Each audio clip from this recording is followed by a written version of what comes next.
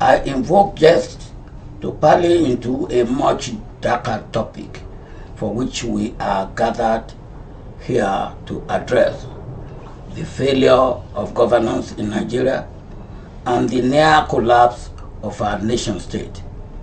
What better way to tackle this uncomfortable topic than to revisit a short classic treatise published in 1983 called The Trouble with Nigeria by none other than Chinua Achebe.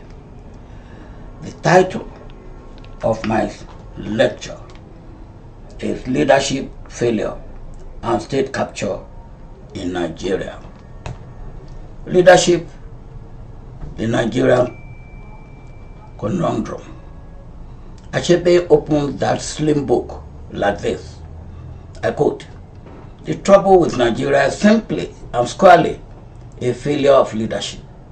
There's nothing basically wrong with Nigeria's character. There's nothing wrong with the Nigerian land or climate or water or air or anything else. The Nigerian problem is the unwillingness or inability of its leaders to rise to the responsibility, to the challenge of personal example, which are the hallmarks of true leadership." End of quotation. Yeah, hindsight. This 41-year-old prescriptive analysis on the root causes of Nigeria's leadership crisis is quite moderate and appropriate. It is at least not as desolate as the diagnosis provided by Robert Brodbeck and John Camberwell, two prominent U.S. intellectuals, the latter a former United States ambassador to Nigeria, to boot. I quote, "Nigeria has long teetered on the precipice of failure," they argued, unable to keep its citizens safe and secure. Nigeria has become a fully failed state of critical geopolitical concern. Its failure matters because the peace and prosperity of Africa and preventing the spread of disorder and militancy around the globe depend on a stronger Nigeria. End of quotation. At least they acknowledge that Nigeria, the most populous and economically viable country on the African continent, is, as the Americans will popularly put it, too big to fail. Let us not fool ourselves. There is a lot to be concerned about where Nigeria is concerned. For one, Nigeria's GDP has declined from $510 billion after it was rebased in July 2014 by the then Finance Minister, Ngozi Okonjo-Iweala, and colleagues, to the recent revision downwards by the IMF to $199 billion today. By the end of my tenure in 2007, the country's average GDP growth over my 8 years in office was 6.59%, reaching 15.3 in 2002, one of the highest in the world. This increase was contributable to the quality of the leaders we had in our government. The eminent late Bola Ige, General T.Y. Danjuma, Adamu Chiroma, Sule Lamido, Mohammed Alfika, Lial Imoke, Jerry Gana, Kanu Agabi, the aforementioned Ngozi Okonjo-Iweala, who joined us later, and several others who came on board in my second term. One of the stars of that cabinet, Mrs. Obi Ezekwesili, former Minister of Minerals and later Education of Nigeria, is also here today. Other reasons for the country's robust growth at the time can be attributable to reforms we instituted, especially in the private sector and service delivery. They include the liberalization of the telephone communication sector, the recapitalization exercise witnessed in the banking sector in 2004, pension scheme and administration, and many areas of production and productivity and investment. I must not forget debt relief. The genesis of the Nigerian crisis, leadership crisis. Homegrown, American-based political science experts, Professor Obesama Okoye and Mary Ann Iwara, in a recent article published by the Georgetown Journal of International Affairs, explored the complex cacophony of factors at the root of Nigeria's leadership conundrum. I quote, "The failure of governance in Nigeria manifests in the declining capacity of political leaders to recognize systemic risks such as election fraud, terrorist attack, herder-farmer conflict, armed banditry, and police brutality, and put in place the necessary measures to navigate these challenges. In contrast, with the current system in which leadership is attained through bribery, intimidation, and violence, Nigeria needs a system of governance that is founded on the pedigree of its political leaders and the education of its voters and the voted for." End of quotation. So, what is to be done? I am sure you will ask.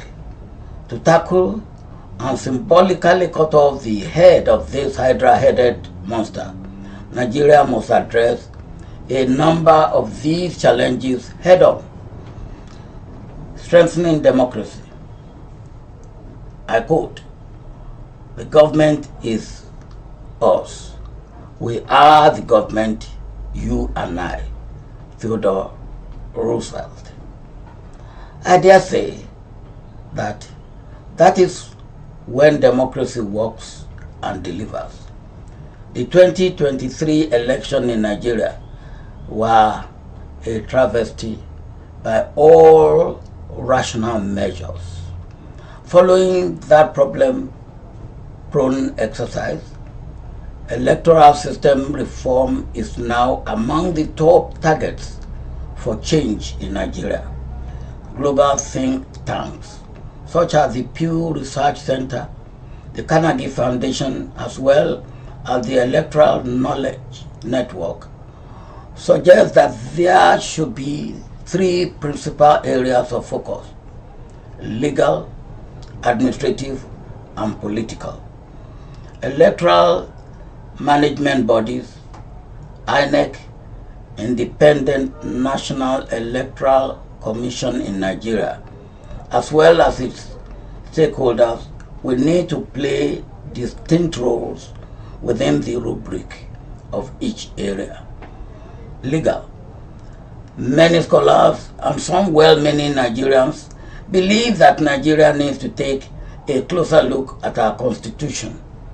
We may have to amend our constitution, electoral and/or related rules and regulations to enhance the integrity, relevance, and adequacy of the legal framework within which the INEC delivers its services.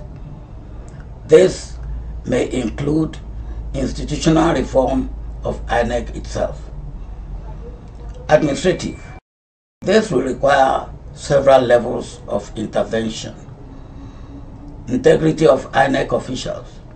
As a matter of urgency, we must make sure the INEC chairperson and his or her staff are thoroughly vetted.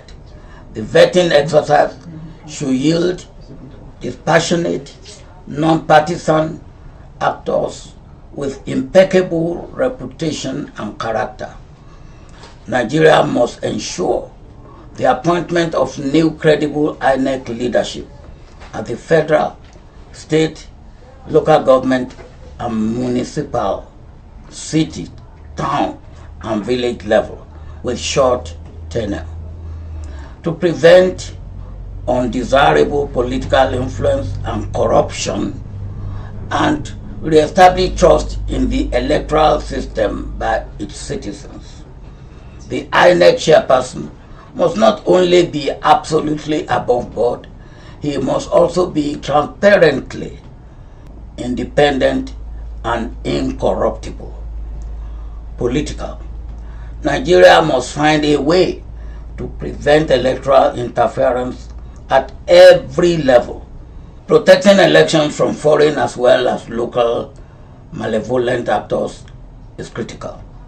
Doing away with foreign malign influence is crucial for safeguarding democratic integrity and ensuring that election outcomes truly reflect the will of the people. On the local level, we should implement and enforce clearly defined financial regulations for political campaigns, establish effective control and enforcement mechanisms to ensure compliance with financial regulations, and intensify activities to prepare and secure the voting infrastructure, such as safeguarding the technology used to collect, transmit, verify, and disperse election materials. Cybersecurity level.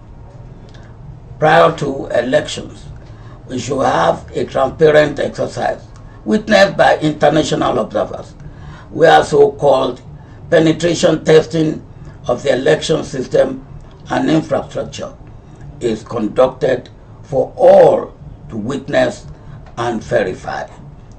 Prevention of electoral violence. Nigeria must ensure the physical security of the commissions and voters. Our security apparatus must be professionally trained to protect our citizens during elections, not to be participants in electoral malfeasance. Foreign interference can undermine public trust in the electoral process and distort the democratic decision-making that underpins the nation's governance. Additionally, preventing such influence and interference helps maintain national security and protect the sovereignty of the electoral system from external manipulations.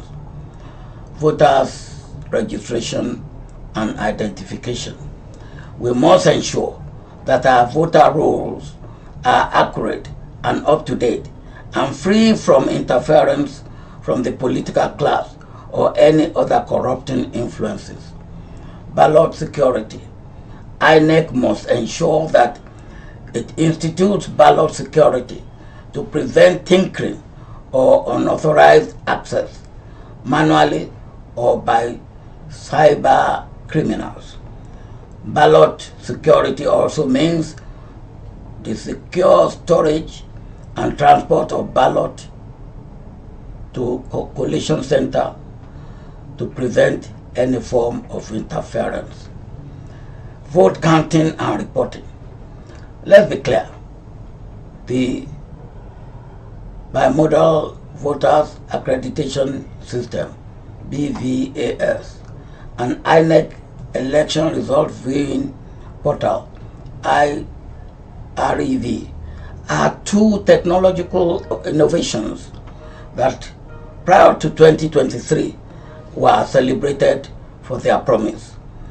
They were to potentially enhance the accuracy and transparency of our election results, eliminate threat of election rigging, and boost public trust in electoral outcomes. These technologies were touted by the INEC chairman himself. In the end, these technologies did not fail. INEC willfully failed to use or implement them, which resulted in widespread voting irregularities. It was a case of inviting the fox into the hen's house. Improving our educational system.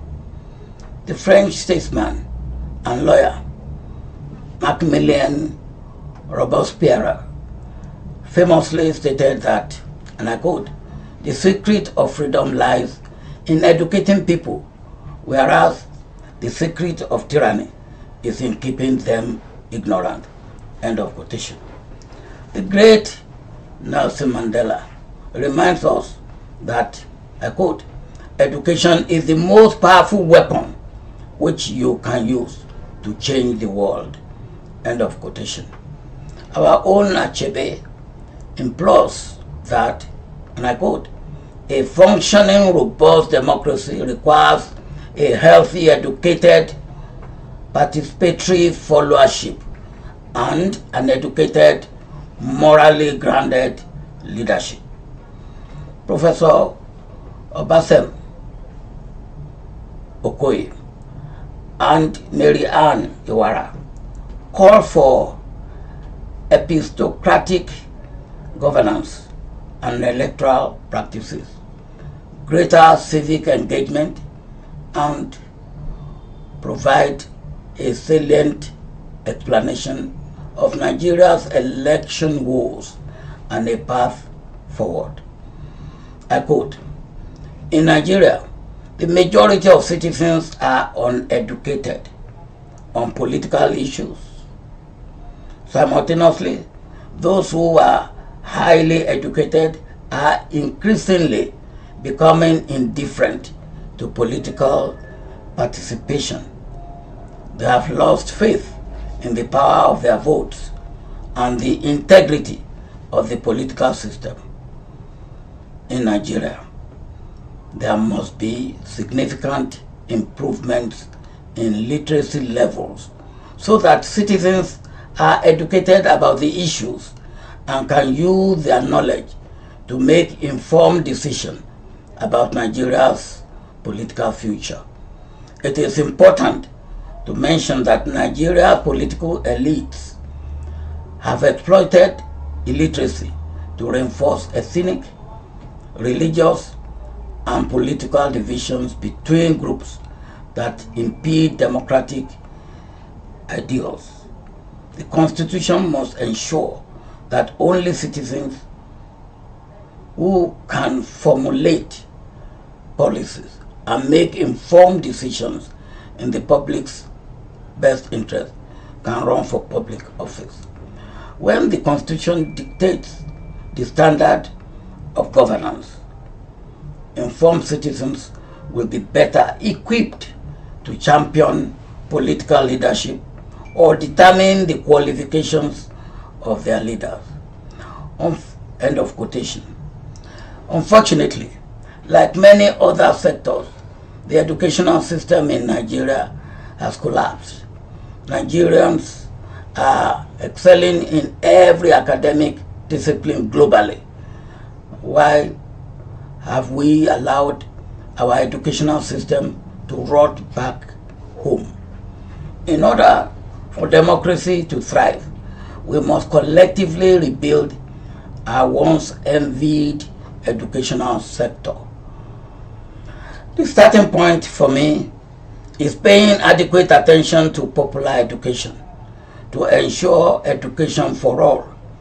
A situation where 24 million children that should be in school and are out of school does not augur well for our present and our future.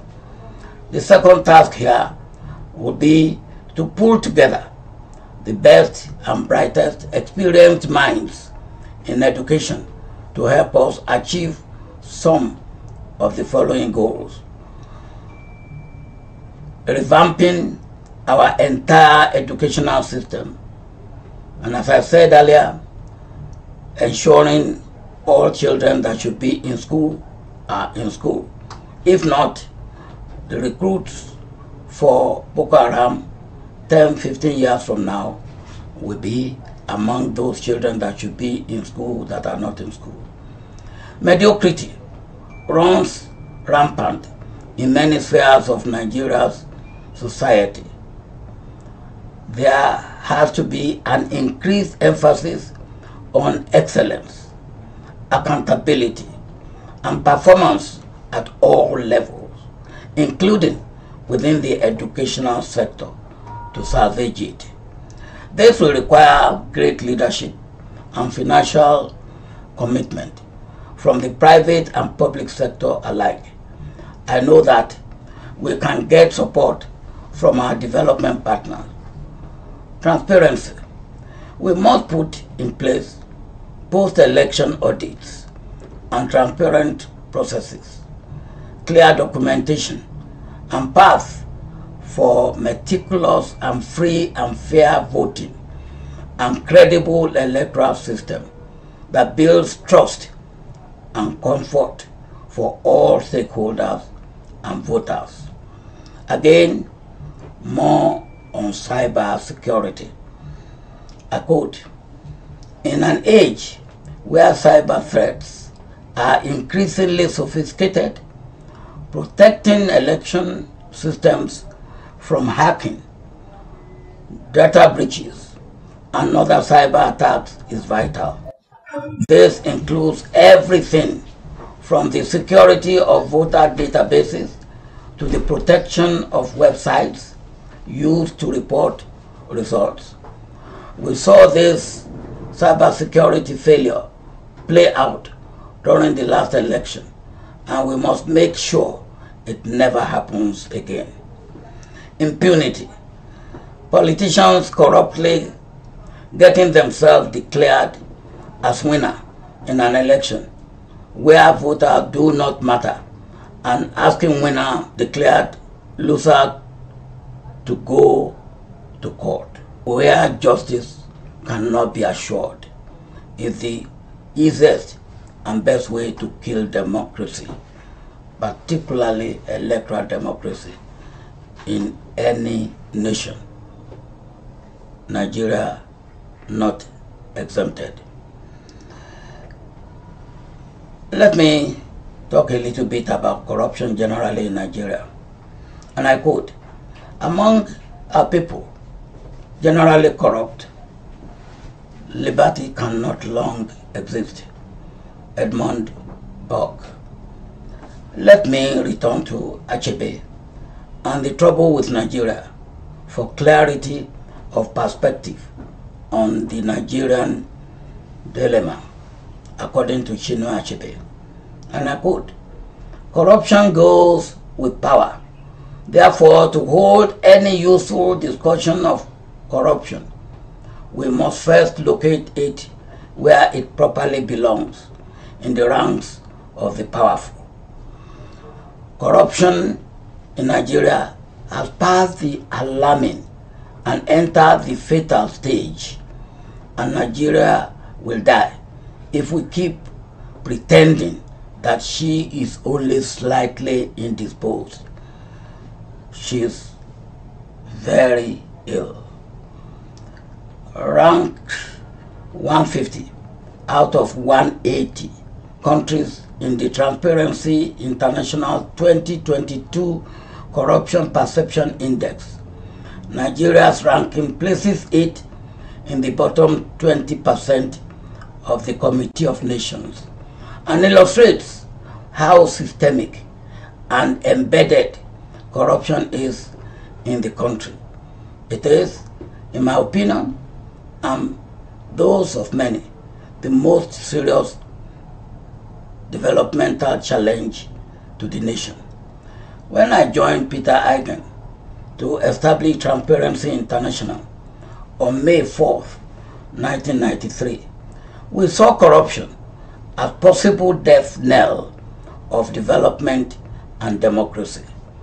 The Economic and Financial Crimes Commission, EFCC, is a Nigerian law enforcement agency promulgated to tackle corruption in Nigeria.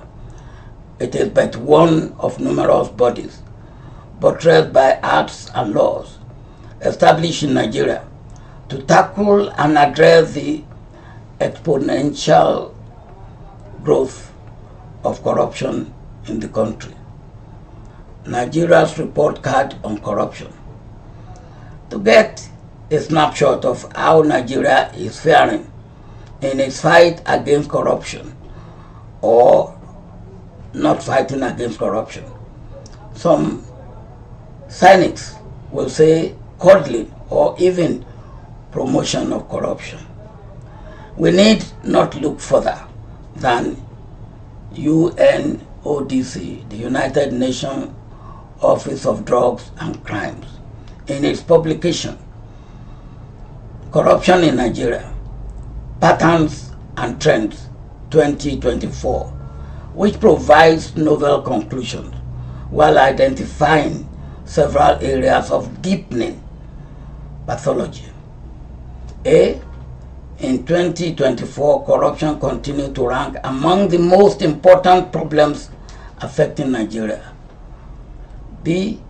More than 700 billion naira in cash bribes were paid by citizens to public officers in 2023. C. Most bribes are paid in the street or in public officials' office. D.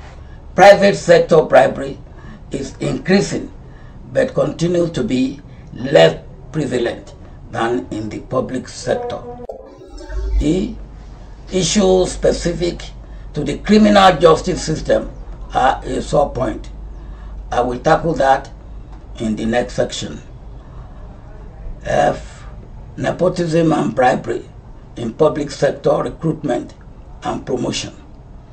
In recent years, we have witnessed outrageous open recruitment of children of judges onto our judiciary benches by their parents. Why has the Nigerian Bar Association allowed this to persist? Maybe they tried, they failed. G. The manipulation of ethnic sentiment to further corrupt agendas. The last political exercise is replete with ample evidence of this. The survey findings indicate that corruption in Nigeria has penetrated every layer of society. H.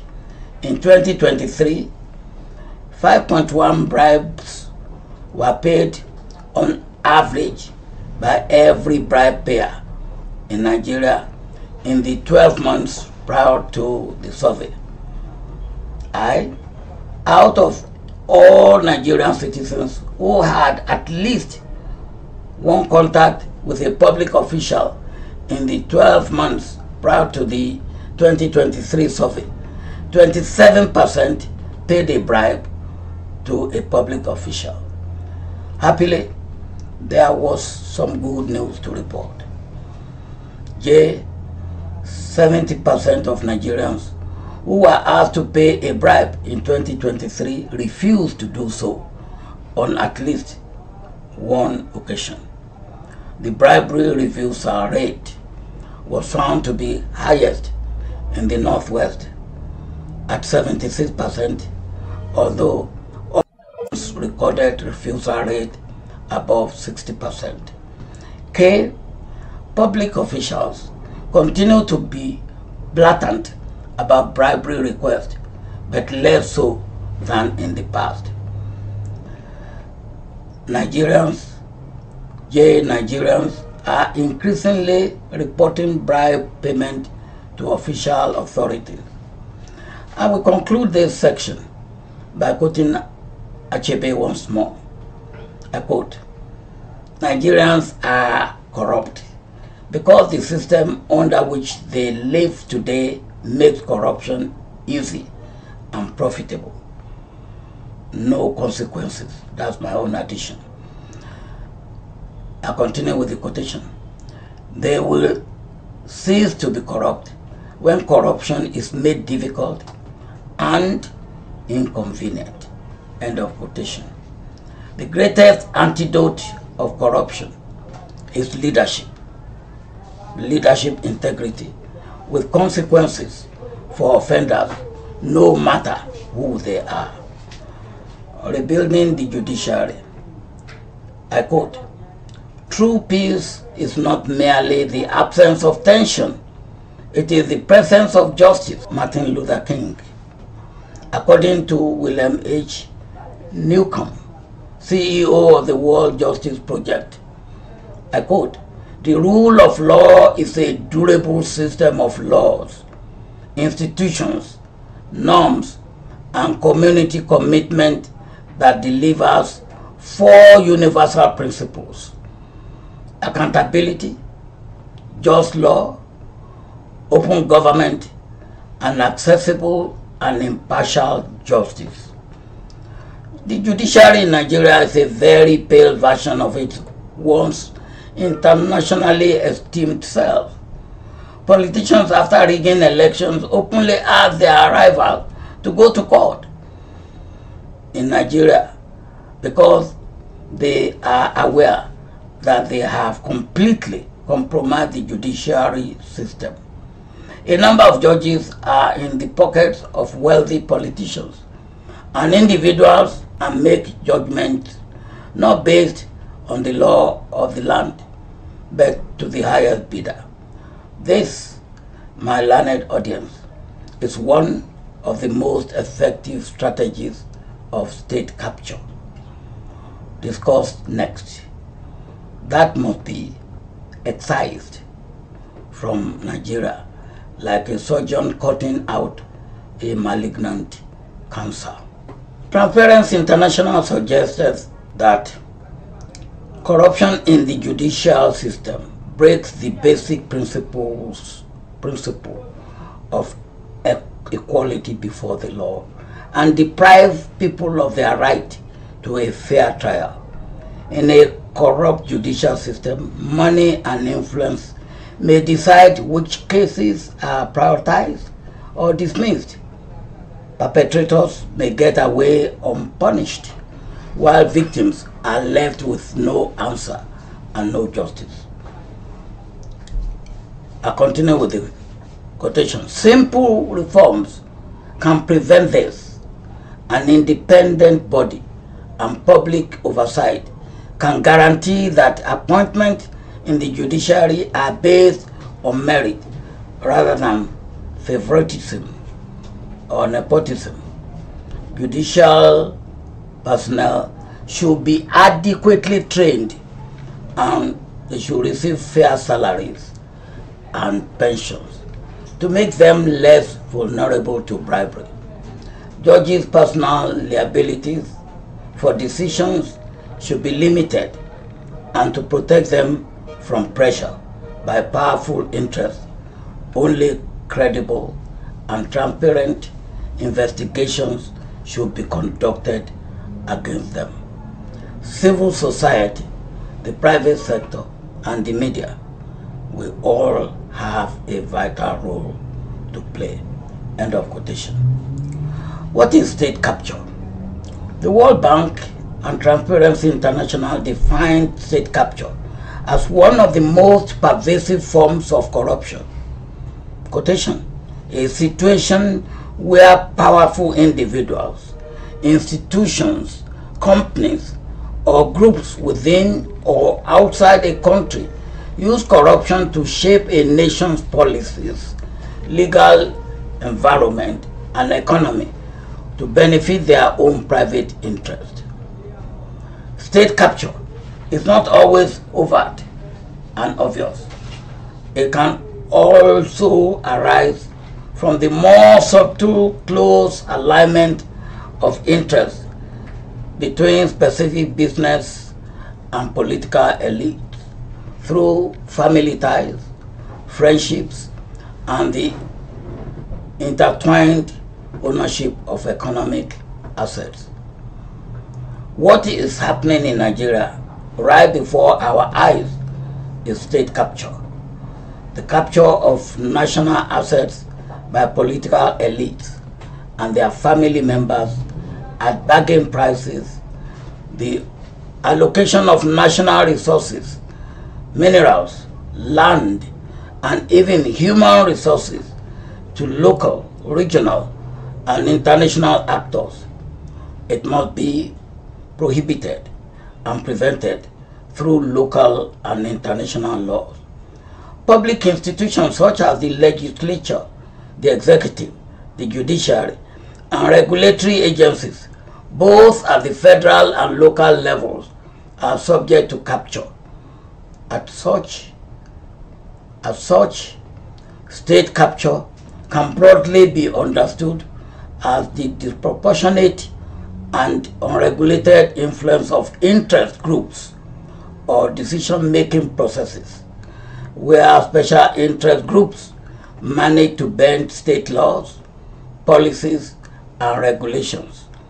They do so through practices such as illicit contribution paid by private interests to political parties and political elite and for election campaign, vote buying, buying of presidential decrees or court decisions, as well as through illegitimate lobbying and revolving door appointments.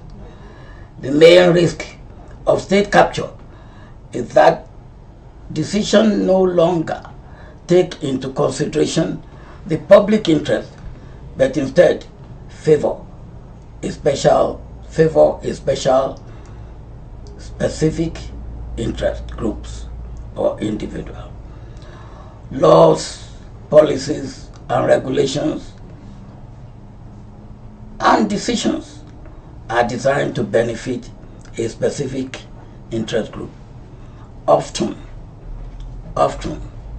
times to the detriment of smaller firms and groups and society in general. State capture can seriously affect economic development, regulatory quality, the provision of public services, quality of education and health services, infrastructure decision, and even the environment and public health. My military training and experience taught me that what you capture, you tend to hold under your sole control for as long as you can hold it. That is the case of one governor of a state who still holds the state captive in his pocket 25 years after being the governor of the state. Insecurity. A series of overlapping security, political and economic crises has left Nigeria facing its worst instability since the end of the Biafra War in 1970.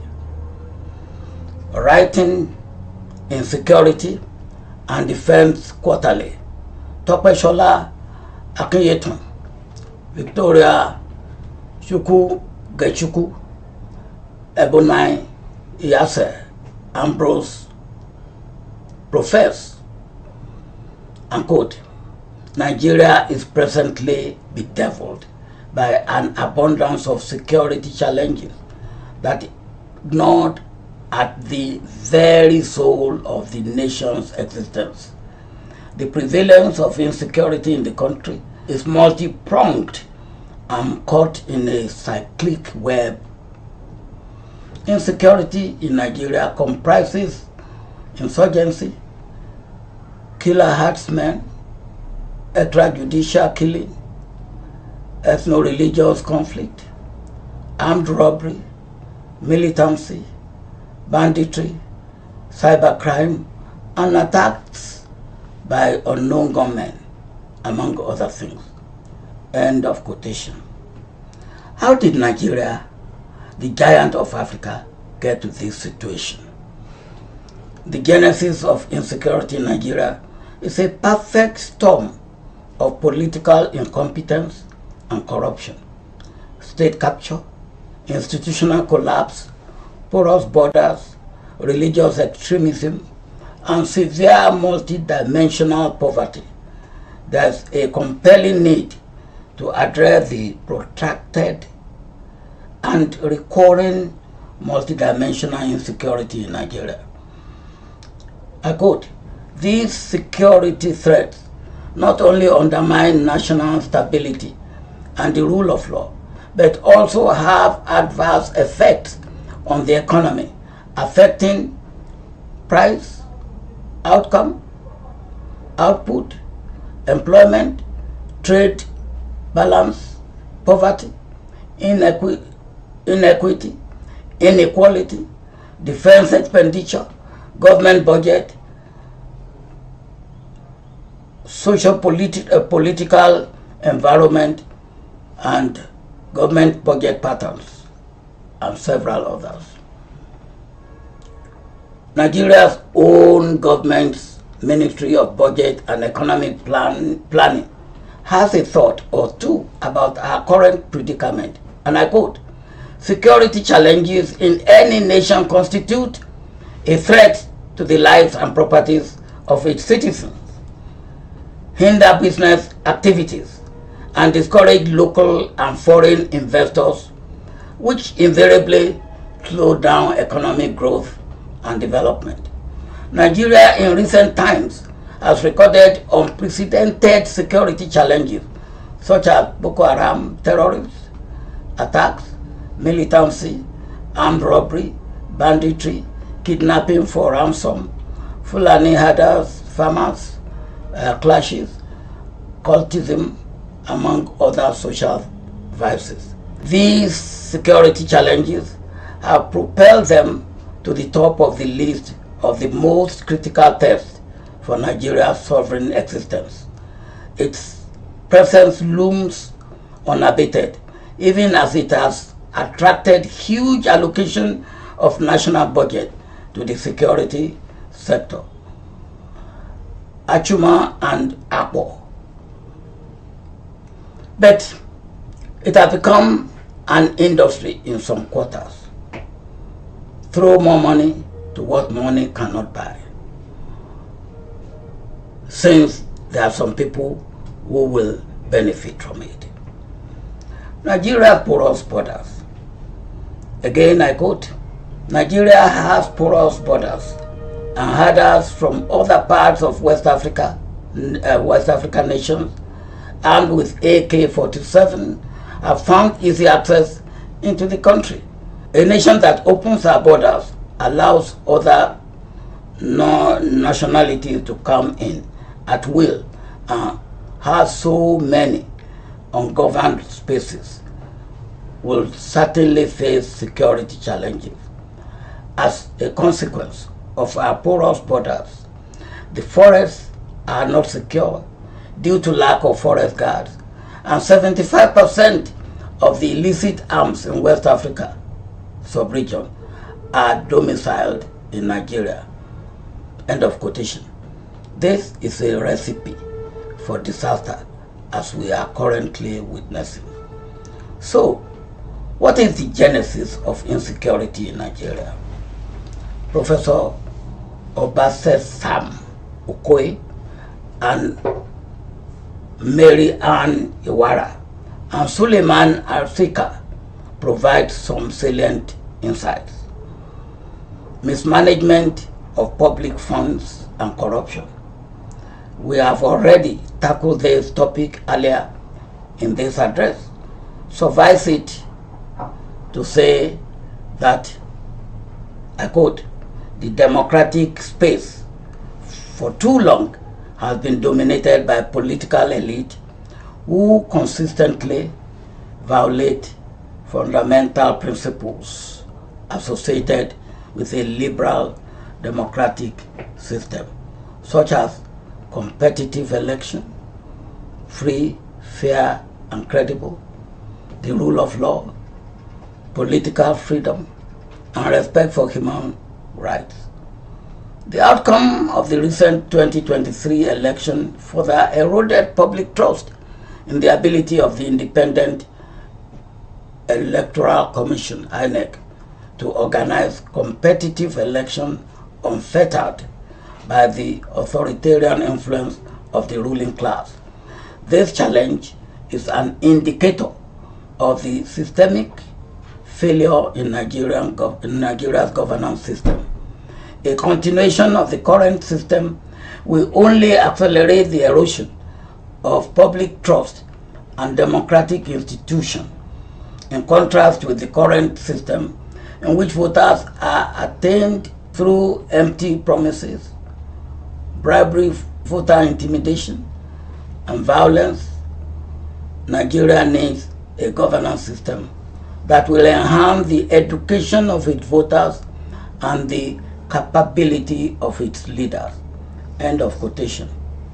Poor planning, lack of sustainable national development plans, and poor implementation of projects and abandoned projects and programs. Poor security architecture.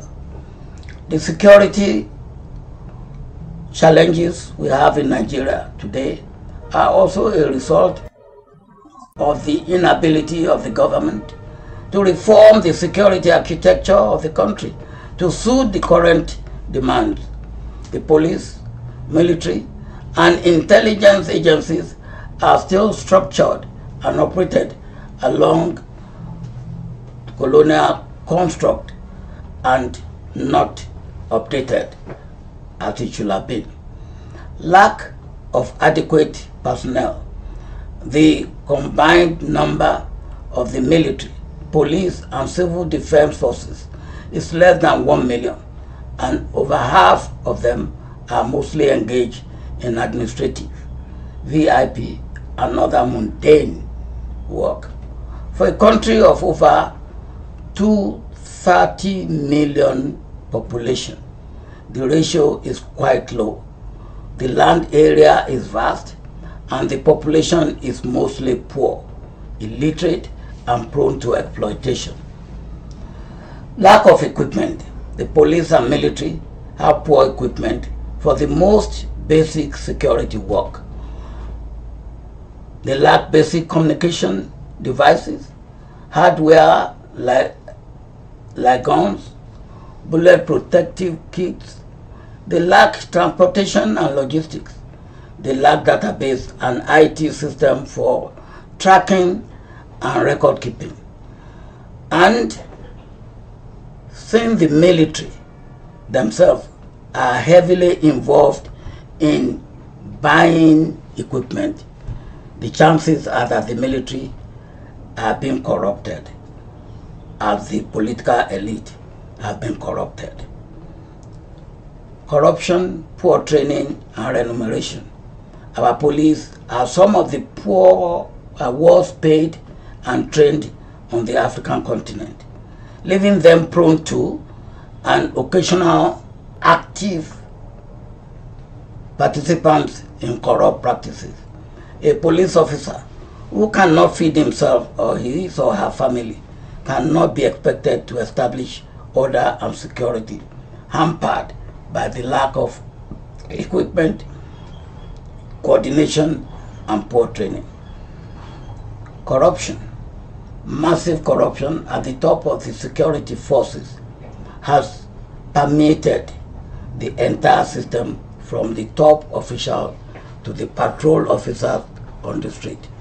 This is caused by poor conditions of service and employee treatment, where salaries are poor, are not paid on time, devoid of benefits, inadequate or lack of life insurance, poor housing, planning, and so on. Deployment of security forces has become more synonymous with extortion in the areas they are deployed than improvement in security. Neglect of industrial, agricultural, and other sectors of the economy, and over-dependence on oil sector. Lack of electricity generative capacity, which has forced several local and international companies to close or flee our shores. Food insecurity. Food insecurity requires special attention, as this is one of the most serious developments in Nigeria in recent years. At this juncture in the address, it is important to cast our minds back in history. There are several corollaries between what is happening in Nigeria today and the events leading up to the French Revolution. Food insecurity was a major factor in the French Revolution 1789 to 1799. Crop failure, a series of poor harvests in the 1770s and late 1780s led to food shortages and famine. The lower class, who produced most of the country's food, relied on grains as a primary food source. High food prices, the lower grain yield caused prices to skyrocket. Substandard food quality. The bread that was available was often poor quality, blackish, earthy, and sour. Food distribution. There was a discrepancy in food distribution within and around Paris. Marie Antoinette's comment. The Queen's comment. Will Manguet de la Brochet let them eat cake when told that her subjects had no bread, made her a hated symbol of the monarchy. Other factors that contributed to the French Revolution include the estate system, absolutism, Enlightenment ideas, and the American Revolution. And the final and the seminal book, Food Security and Political Stability, a Humanitarian Perspective, Daniel Maxwell postulates that, and I quote, in terms of possession, when it comes to food security in particular, these links run in both directions. Food insecurity can be a cause of political instability. But political instability and conflict have also been causes of food insecurity or famine. End of quotation. According to UNICEF, and I quote, nearly 25 million Nigerians are at the risk of facing starvation and severe hunger if urgent action is not taken. This is a projected increase from the estimated 17 million people currently at risk of food insecurity. Continued conflict, climate change, inflation and rising food prices are key drivers of this alarming trend. Food access has been affected by persistent violence in the northeastern states of Borno, Adamawa, and Yobe, and armed banditry and kidnapping in states such as Katsina, Sokoto, Kaduna, Benue, and Niger. According to the National Emergency Management Agency, widespread flooding in the 2024 rainy season damaged more than 676,000 hectares of farmland, which diminished harvests and increased the risk of food insecurity for families across the country. The flooding is one of the effects of climate change and variability impacting Nigeria. More extreme weather patterns affecting food security are anticipated in the future. Aggravating this desperate situation are the unscrupulous members of Nigeria's political elite who, rather than fix the aforementioned problems highlighted here, have exploited the hunger, poverty, and illiteracy of the masses to mobilize voters with food items such as rice, beans, garri, yams, salt, and seasonings and money. The food items are usually packaged strategically with image of political candidates and the parties they represent. The political calculation here is that destitute people are more likely to vote for a politician who brings along gifts, ironically brought by looted treasury funds belonging to the very same people that are condescended upon.